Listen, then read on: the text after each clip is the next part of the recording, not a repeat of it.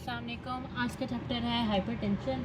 Hypertension की अगर हम लोग बात करते हैं तो हाइपरटेंशन का मतलब होता है इंक्रीज़ इन ब्लड प्रेशर।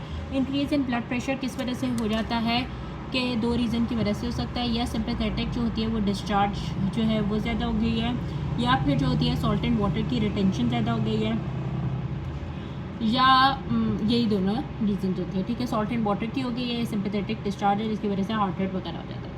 तो बेसिकली अगर हम लोगों को इसके ड्रग्स बनाने हैं तो हम लोगों को ये सॉल्ट एंड वाटर की जो है वो रिटेंशन का काउंटर करना है, या हमें सिंपैथेटिक इसको काउंटर करना है। तो इसलिए सॉल्ट एंड वाटर की अगर रिटेंशन की बात करें, अब डिस्चार्ज की बात करते हैं और फिर उसकी करते हैं, तो हमारे पास दो होते हैं। एक होता है सॉल्ट एंड वाटर की रीज़न होती है, और दूसरी रीज़न क्या होती है कि इंक्रीज सिंपैथेटिक डिस्चार्ज हो जाता है।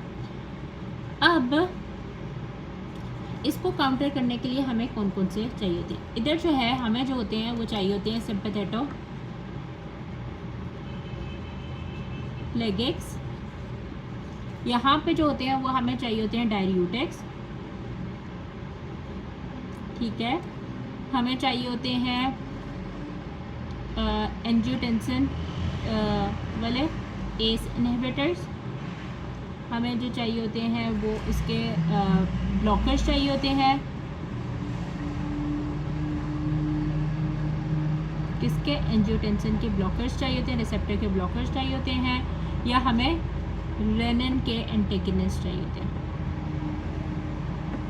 दूसरा तरीका सिंपैथेटिक डिस्चार्ज तो ज़्यादा हो गई है, ये तो सिंपैथेटिक प्लेगिक्स करे। एक और तरीका भी हो सकता है कि अगर वेजो कंस्ट्रिक्शन हुई है, वैसे वो सिंपैथेटिक डिस्चार्ज की वजह से होती है इसलिए मैंने इसको सेपरेट नहीं किया हुआ, पर इधर मैं इसका वो कर देती हूँ, तो इसमें वेजो डायलेटर्स भी हो सकते हैं। ठीक है, यहाँ तक बात हो गई। तो इसकी अब ये बेसिकली सब टाइप्स हैं, इसकी क्लासिफिकेशन यही है कि किस में आता है। हम लोग सबसे पहले बात करते हैं डायरियूटिक्स की। डायरियूटिक्स में इतना लंबा नहीं जाएंगे क्योंकि एक पूरा चैप्टर है। डायरियूटिक्स वो कौन कौन से होते हैं? दो किस्म के होते हैं। एक जो होता है वो लूप होते हैं, और एक जो होते हैं, वैसे तो और भी किस्म के होते हैं पर इसमें हम लोगों के दो किस्म के ये होते हैं। एक थायजाइड होते हैं। इसकी एग्जांपल में हाइड्रोक्लोरोथायजाइड आ जाता है, इसमें जो होता है वो फ्यूसोरोमाइड आ जाता है। थायजाइड वाला सोडियम कैल्शियम पंप को करता है, चैनल को करता है सॉरी, और ये वाला जो होता है वो 1 सोडियम 1 पोटाशियम एंड 2 क्लोराइड को करता है। अच्छा, ये बाद में ये लूप ऑफ हिलने में करता है, और ये किधर करता है? ये उसमें डिस्टिल उसमें करता होता है, डीसीटी में।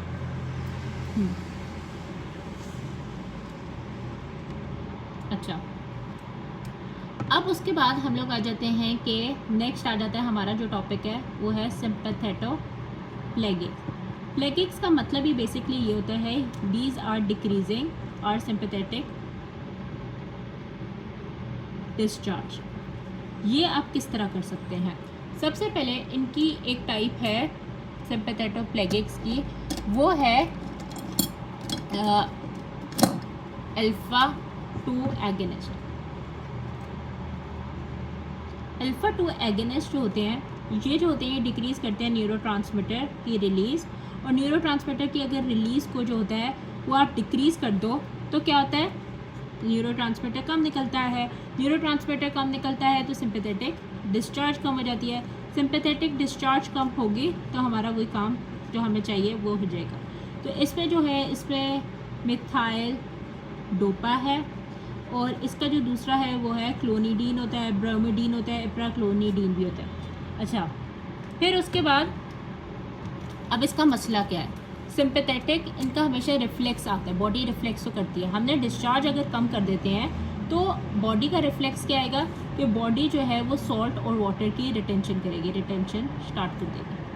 अगर रिटेंशन कोई भी चीज़ करी है आपको वापस उसे डायरियूटिक्स दे देना है, या एस इनहिबिटर्स या जो भी दे देने हैं, तो दो चीज़ें साथ साथ कहना देनी होती है। अच्छा, इनका अब मसला क्या है एगनिस्ट का? अब इनकी जो है वो टॉक्सिसिटी क्या होती है क्लोनिडीन की, या इनकी क्या होती है? इसमें जो होता है वो सिवियर रिबाउंड हाइपरटेंशन हो जाती है, हाइपरटेंशन ही होगी ना, क्योंकि सॉल्ट एंड वाटर की वो हो रही है। अभी हमने बात की थी कि सॉल्ट एंड वाटर की हो रही है, तो सॉल्ट एंड वाटर की हो जाएगी तो रिबाउंड जो होगी वो सिवियर हो जाएगी। इसीलिए इसके साथ डाययूरेटिक्स देने हैं, वरना अकेला नहीं देना। और सवेयर हाइपरटेंशन के अलावा ड्राई माउथ भी रहेगा। मिथाइल डोपा से क्या फ़र्क पड़ता है? इससे जो होता है वो पॉजिटिव कूम्स टेस्ट आता है, पॉजिटिव कूम्स टेस्ट आता है मिथाइल डोपा से, और मिथाइल डोपा से हीमोलिटिक एनीमिया भी हो जाता है। अच्छा, उसके बाद जो होते हैं वो गैंग्लियन ब्लॉकर्स होते हैं। गैंग्लियन, अगर आप गैंग्लिया से निकाल ही नहीं रहे न्यूरोट्रांसमीटर तो किस तरह होगा? इसमें दो, वैसे एक और बात बताऊँ, न्यूरोमस्कुलर ये जो है ये हमारे एंटी मस्करेनिक में आते हैं। इसमें न्यूरोमस्कुलर जंक्शन के भी ब्लॉकर्स होते हैं जिसमें ट्यूबोक्यूरेन होता है, पर ये हमें इधर नहीं चाहिए। हम लोग इधर बात कर रहे हैं गैंग्लियन ब्लॉकर्स की, तो हेक्सामेथोनियम, पर ये ऑब्सोलीट हो गया, it is not being used. क्यों हो गया? क्योंकि ये सिवियर ऑर्थोस्टैटिक हाइपरटेंशन कॉज करता है।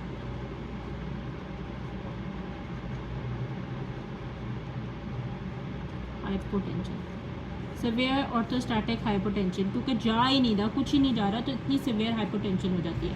तो ये भी हमें नहीं अब चाहिए, ठीक है। और इससे एक और मसला भी ये हो जाता है जिसकी वजह से ये यूज़ नहीं होता कि सेक्सुअल डिसफंक्शन हो जाता है, पीनस जो होती है वो इरेक्टाइल वगैरह नहीं होती। फिर उसके बाद हमारे पास जो होता है, हम लोग एक और तरीके से कर सकते हैं कि याद है हमारे पास एक प्री मस्कुलर टर्मिनल था, इसमें जो होता है वो इधर जो वेसिकल्स में जो होता है वो जाता है, स्टोर होता है, तो इसको प्रिवेंट करता है रेज़रपाइन, तो रेज़रपाइन भी दे सकते हैं। और यहाँ पे जो होता है वो ग्वानिडोथिन हो जाता है, ग्वानिडोथिन डी भी दे सकते हैं। अच्छा, रेज़रफिन जो होता है, रेज़रपाइन जो होता है वो जो होता है, इसका क्या मसला होता है कि सिंपैथेटिक ब्लॉकेज हो जाती है, तो ये सेडेशन कॉज करता है, ये डिप्रेशन कॉज करता है, डायरिया और वॉमिटिंग सबका होता है। अच्छा, ग्वानिडोथिन जो होता है वो हम लोग यूज़ नहीं करते क्योंकि इसके जो होते हैं वो बहुत सिवियर जो होते हैं, इसके क्या कहते हैं वो जो मेजर बहुत ज़्यादा टॉक्सिसिटी हो जाती है, और इसकी टॉक्सिसिटी हुई है जिसकी वजह से हमने उसके ब्लॉकर्स को मना कर दिया था, गैंग्लियन ब्लॉकर्स को मना कर दिया था। तो गैंग्लियन ब्लॉकर्स की क्या रीज़न थी? ये भी वही काम कर रहा है ना, ब्लॉक कर रहा है, ये भी ब्लॉक कर रहा है, तो इनकी क्या सिवियर ऑर्थोस्टैटिक हाइपोटेंशन कॉज कर देते हैं। अच्छा, उसके बाद हम लोग सिम्पैथेटोप्लेगिक्स में और क्या ले आते हैं? हम लोगों ने और क्या चीज़ें वो करी हैं? बीटा ब्लॉकर्स कम करेंगे, अल्फ़ा 1 ब्लॉकर्स भी कर रहे हैं, तो यहाँ पे ये सारे आ गए।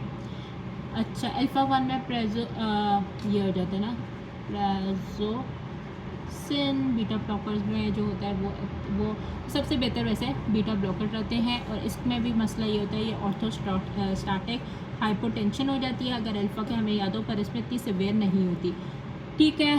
फिर उसके बाद सिम्पैथेटोप्लेगिक्स भी हो गया। इसके बाद जो होता है हम लोग आ जाते हैं वेज़ोडाइलेटर्स पर ये मैं थोड़ी नेक्स्ट वीडियो में बनाती हूँ।